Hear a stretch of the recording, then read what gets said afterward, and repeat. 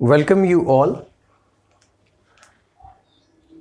जैसा कि आप लोग देख रहे होंगे हमारे बैकग्राउंड बोर्ड पे, आज हम लोग ट्रिग्नोमेट्रिक फुल रिवीजन करने वाले हैं।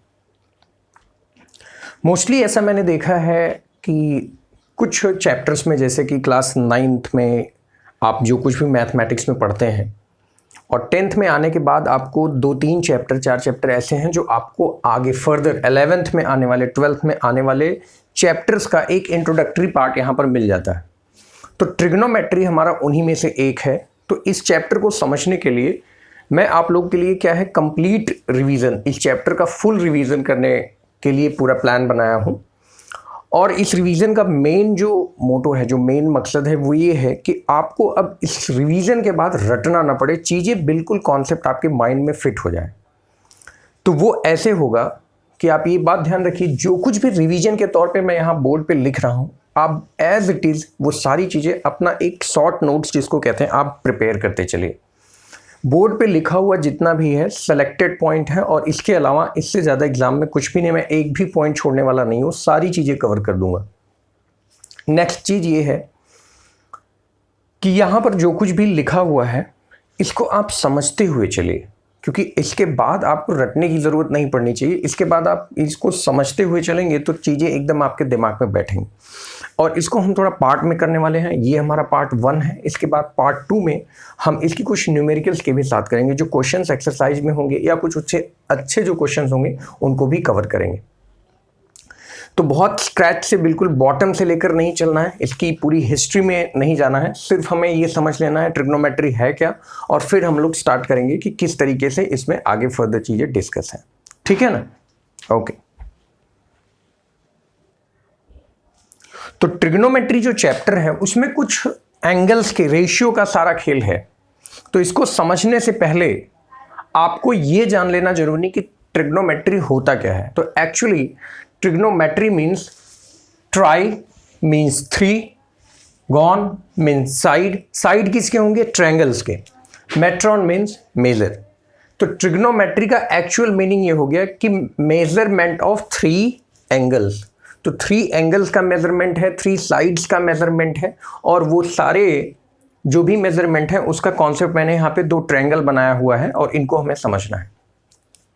देखिए, आपके लेवल पे क्लास 10th लेवल तक ये जितने भी साइन, कॉस, देखिए ये रिवीजन सीरीज है तो मैं ऐसा मान रहा हूँ कि आपको ये सारे नाम पता है। साइन, कॉस, टैन, कॉट, सेक, कोसेक, यहाँ पे उसका एब्रीविएशन शॉर्ट फॉर्म लिखा है, ये फुल फॉर्म है। तो ये आपको मालूम है ये कौन सी टाइप के ट्रायंगल के लिए अभी फिलहाल आपके लेवल पर वैलिड है। तो एंगल 0 डिग्री से लेकर 90 डिग्री तक आपकी बुक में दिया हुआ है। इस एंगल के लिए ये सभी रेशियो साइन, कॉस, टैन, और ट्रायंगल कौन सा होना चाहिए? Right angle triangle. Right angle triangle क्या होता है? ऐसा ट्रायंगल जिसका एक एंगल क्या होना चाहिए? 90 डिग्री। तो यहां पर मैंने बिल्कुल सेम ट्रायंगल बनाया है, ए बी सी। यहाँ भी ए बी सी है, बी 90 डिग्री, बी 90 डिग्री, बस यहाँ पे एंगल ए है और यहाँ पे एंगल सी का मैंने मेजरमेंट लिया है। तो ये मैंने समझाने के लिए लिया है। देखिए, बिल्कुल कॉन्सेप्ट, सारी चीज़ें आपको लिखने को मिलेगी, ध्यान से सुनिए। किसी भी ट्रायंगल में जो राइट एंगल ट्रायंगल होगा उसका एक एंगल जो 90 डिग्री है, जो एंगल 90 डिग्री है, उसके सामने वाली जो साइड है, उसके सामने वाली साइड कौन है? AC। यहां पर भी सामने वाली साइड कौन है? AC। तो ये AC को हम बोलते हैं हाइपोटेनियस। क्या बोला जाता है? हाइपोटेनियस। तो सिमिलरली यहां पर भी एंगल B के सामने क्या हो जाएगा? हाइपोटेनियस। ये क्या हो जाएगा? हाइपोटेनियस। अब बात आती है परपेंडिकुलर और बेस सेलेक्ट करने की। तो देखिए, यहां पर मैंने एंगल A मेजर किया है, मतलब मैंने sine of angle A, cos of angle A, जैसे A एंगल को सेलेक्ट किया है, तो A के सामने वाली जो साइड होगी उसको हम बोलेंगे परपेंडिकुलर। ये हमारा परपेंडिकुलर होगा। जो एंगल आप सेलेक्ट करते हैं उसके सामने वाली साइड को आप क्या बोलेंगे? परपेंडिकुलर। और अगर ये परपेंडिकुलर हो गया तो जो बचा हुआ साइड है वो क्या कहलाता है? बेस। तो एक्चुअली बेस और परपेंडिकुलर क्या हो सकते हैं, इंटरचेंज हो सकते हैं। वो इस बात पे डिपेंड करता है कि आपने एंगल कौन सा सेलेक्ट किया है। If you select this angle, अगर आप एंगल सी को सेलेक्ट करें तो अब सी के सामने वाली साइड क्या हो जाएगी, ए बी, और ये क्या हो जाएगा, परपेंडिकुलर, और ये वाली साइड किस में बदल जाएगी, बेस में, और हाइपोटेनियस अभी भी फिक्स ही रहेगा क्योंकि बी के सामने है। यहां तक बात क्लियर हुआ? हाइपोटेनियस, परपेंडिकुलर और बेस, यहां तक चीजें समझ में आ चुकी हैं। नेक्स्ट,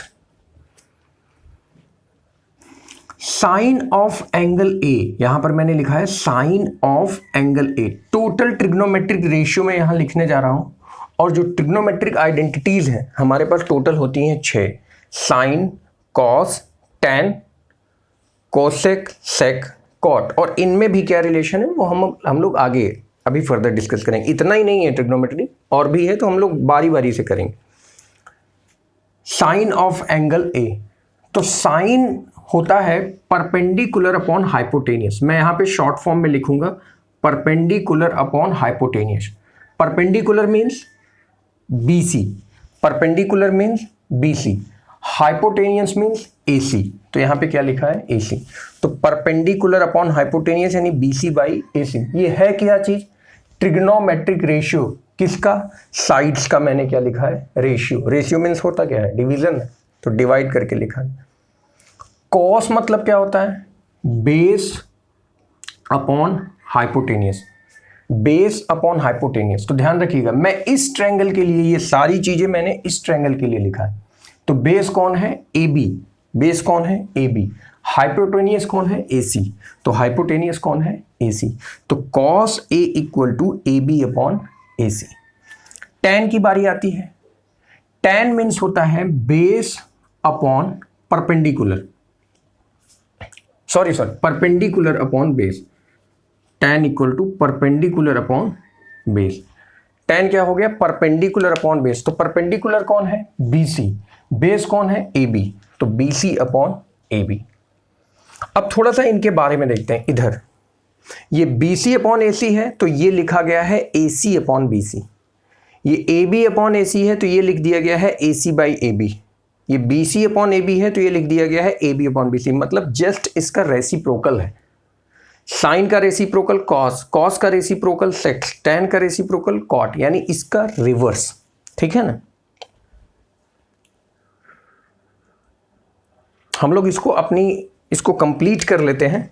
कॉट टेंजेंट किसका हो जाएगा रेसिप्रोकल, इसका, टैन का, इसका रेसिप्रोकल। सेक किसका रेसिप्रोकल हो जाएगा, हाइपोटेनियस अपॉन बेस का।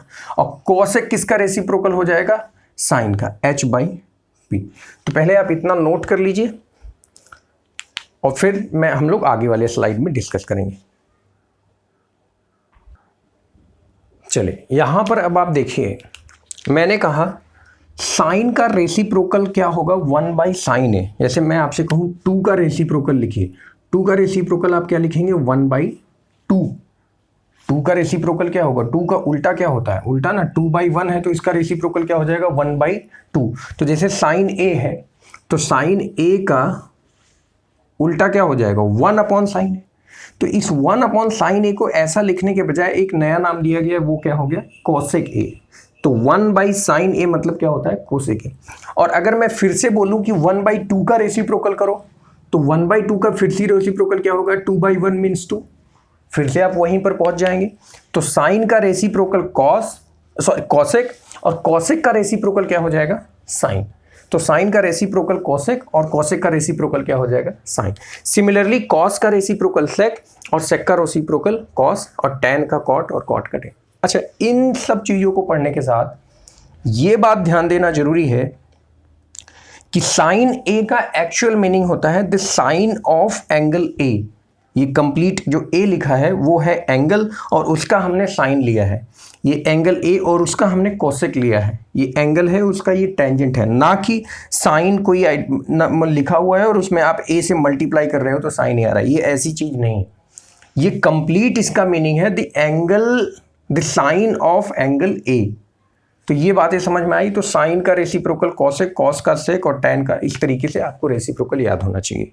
ठीक है ना। तो आई होप यहां तक आपको पॉइंट क्लियर हो गया। अब इसको याद रखने का एक छोटा सा आपको जो ट्रिक मैं कहूं, या ट्रिक या आप लोग जानते होंगे, वो हम लोग देख लेते हैं। तो ये है वो आपका एक सिंपल सा याद रखने का, वैसे आप बार बार प्रैक्टिस करेंगे तो याद हो जाएगा। P फॉर परपेंडिकुलर, तो परपेंडिकुलर अपॉन हाइपोटेनियस ये किसको बताता है? साइन को। किसको बोलेगा? साइन ऑफ एंगल जो भी हो, यहां पर हमने ए लिया है तो ए लिख रहा हूं, sine of angle A perpendicular upon hypotenuse. B by H होगा तो ये किसको बताएगा? Cos A. B by H base upon hypotenuse किसको बोलेगा? Cos A. और परपेंडिकुलर बाई बेस ये होता है टैन ए। ये क्या हो जाएगा? Tan A. तो परपेंडिकुलर अपॉन बेस क्या हो जाएगा? Tan A. तो ये तीनों याद रख लेना। अब इसका रेसिप्रोकल, साइन ए का रेसिप्रोकल कौन होता है? Cosec A. तो वो क्या हो जाएगा? H by P. कॉस का रेसिप्रोकल सेक होता है तो क्या हो जाएगा? H by B. और टैन का रेसिप्रोकल कॉट होता है तो बी बाई पी। बस इतना याद रखना है। तो आपका ट्रिग्नोमेट्रिक रेशियो, एंगल को अंडरस्टैंड करना, कैसे हम एंगल लिखते हैं, और ये मीनिंग आपका क्लियर हो जाएगा। अब हम इससे आगे बढ़ेंगे। ठीक है ना।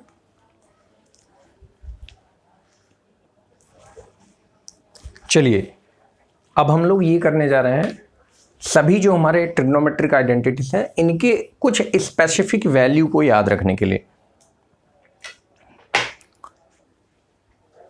जैसे यहां पर मैंने लिखा है साइन ऑफ एंगल ए, और उसमें किसकी वैल्यू देखनी है हमें? जीरो की।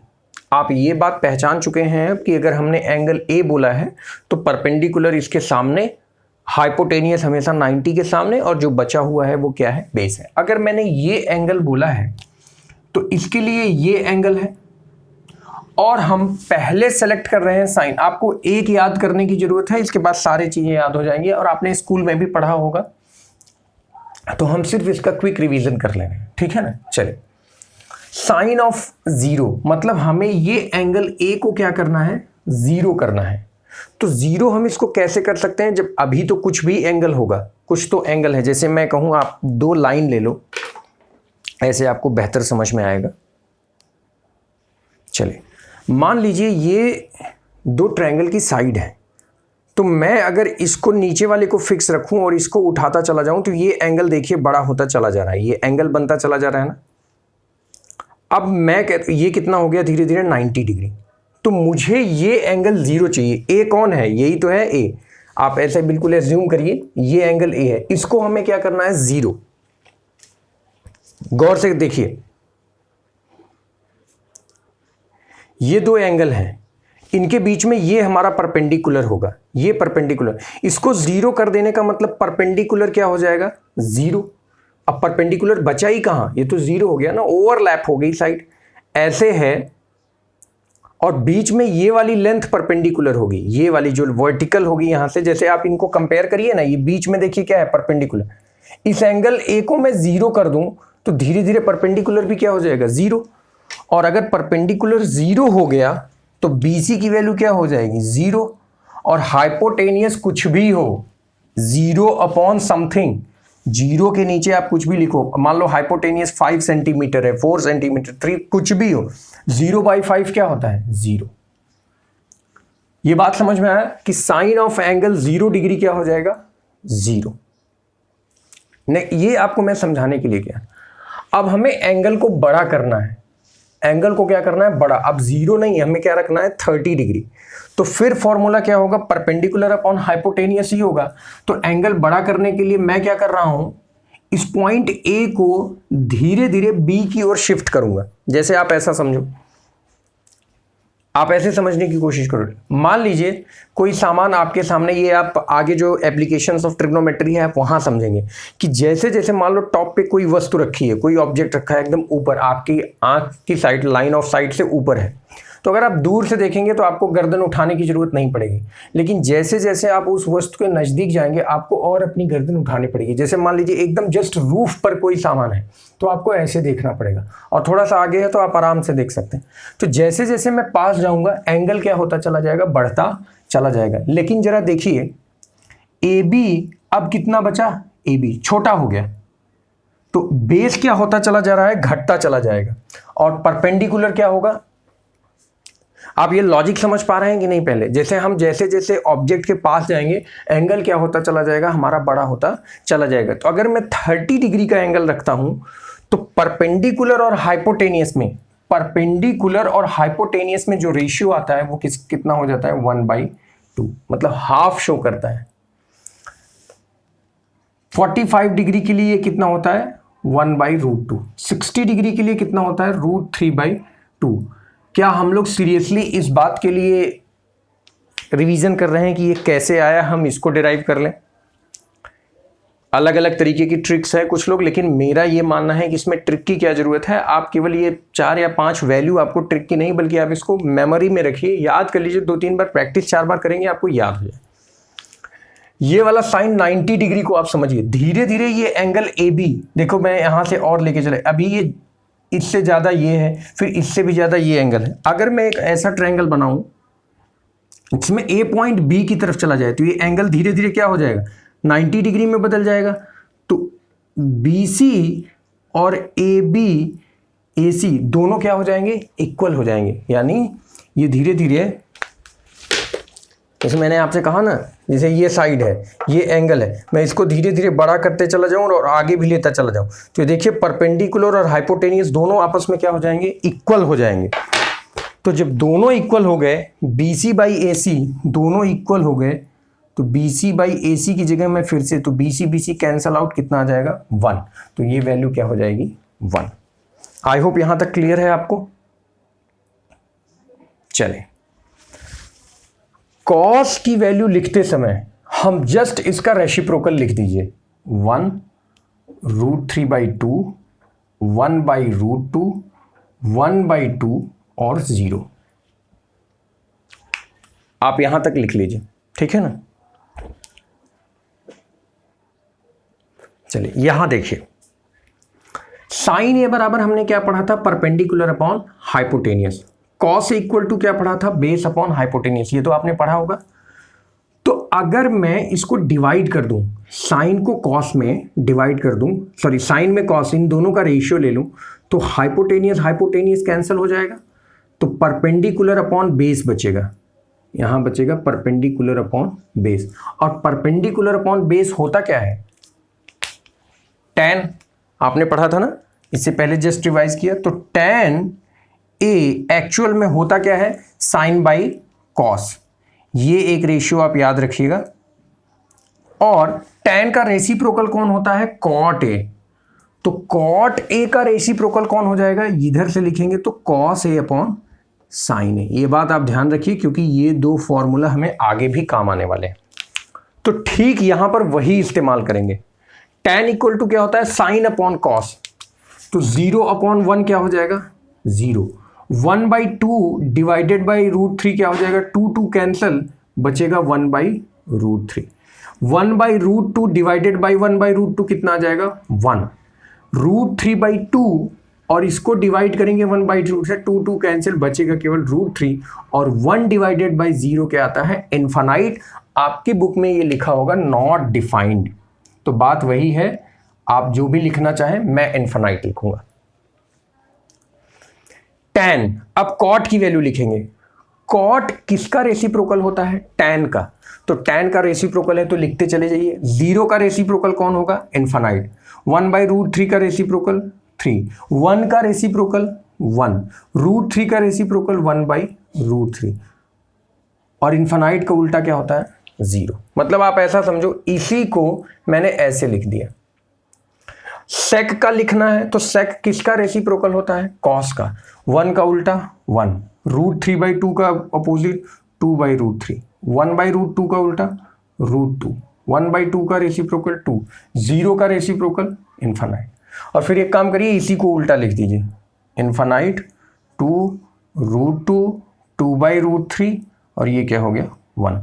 और चाहे तो आप कोसेक किसका रेसिप्रोकल है, साइन का, तो 0 का रेसिप्रोकल इनफाइनाइट, 1/2 का रेसिप्रोकल 2, 1/√2 का √2, √3/2 का 2/√3, और 1 का रेसिप्रोकल 1। तो ये हो गया आपका चार्ट को याद रखने का तरीका। आई होप यहां तक क्लियर है बिल्कुल। चलिए अगली इंपॉर्टेंट हेडिंग है आपको समझने के लिए, trigonometric ratio of complementary angle. तो पहले आप मुझे ये बताइए कॉम्प्लीमेंट्री एंगल होता है क्या क्लास 9th में आपने पढ़ा होगा, चैप्टर नंबर 6 में lines and angles. Complementary angle का मतलब होता है दो एंगल का सम। कोई भी आप दो एंगल ले लो x प्लस वाई, और उनका सम कितना आना चाहिए 90, ये होता है। तो आप मुझे बताओ जैसे ये ट्रायंगल है हमारा और ये 90 डिग्री है, तो ये एंगल और ये दोनों मिला के अब कितना होगा 90 ही बचेगा ना, क्योंकि किसी भी ट्रायंगल के तीनों एंगल का सम क्या होगा a प्लस बी प्लस सी, तीनों क्या होगा 180 डिग्री, जिसमें से b अकेला ही 90 हो चुका है। b अकेले ही कितना हो गया 90, तो a प्लस सी कितना बचेगा 90 को उधर ले जाएंगे तो 180 माइनस 90, तो a और c को जोड़ने पर कितना आना चाहिए 90। चलिए मैं लिख रहा हूं sine of angle a, sine of angle a के लिए परपेंडिकुलर कौन BC, हाइपोटेनियस कौन AC, तो BC अपॉन AC। कॉस के लिए बेस अपॉन हाइपोटेनियस, याद रखिए ये वाला,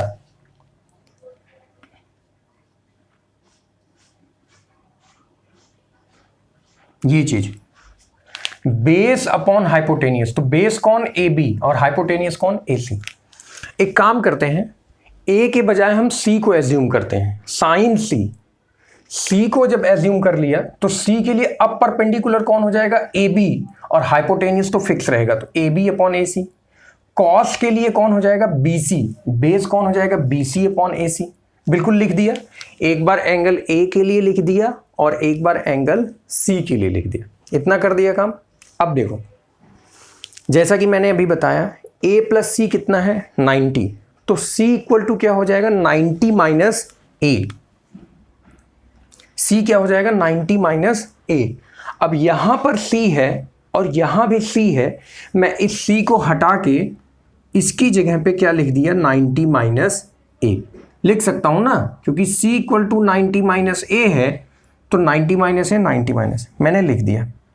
तो साइन 90 माइनस A क्या हो जाएगा AB अपॉन AC, जो था इधर जो है वो तो वैसे ही है, और वैसे ही cos 90 माइनस A क्या हो जाएगा cos 90 minus A BC upon AC, वैसे ही लिखा। अब आप मुझे ये बताओ AB upon AC equal to क्या है cos A, तो साइन 90 माइनस A की जगह पे कौन लिख सकता हूं मैं cos A को, cos 90 माइनस A ये रहा cos 90 minus A BC upon AC, तो BC अपॉन AC कौन है sin A। तो समझ में आ रहा है कि 90 माइनस A क्या हो जाएगा cos, और cos 90 माइनस A क्या हो जाएगा sin। तो वैसे ही टोटल हमारे पास 6 रेशियो हैं, तो मैं उन 6 को बारी बारी से लिख रहा हूं। आप इतना समझ गए हो तो आप कॉन्सेप्ट को एक बार दोबारा देखिएगा। मैं बस C को हटाना चाह रहा हूं और C की जगह पे इस एंगल सम प्रॉपर्टी से C की जगह पे 90 माइनस A रख दिया, तो क्या बनेगा ध्यान रखना है। तो ये है टोटल आपके 6 ट्रिग्नोमेट्रिक रेशियो कॉम्प्लीमेंट्री एंगल।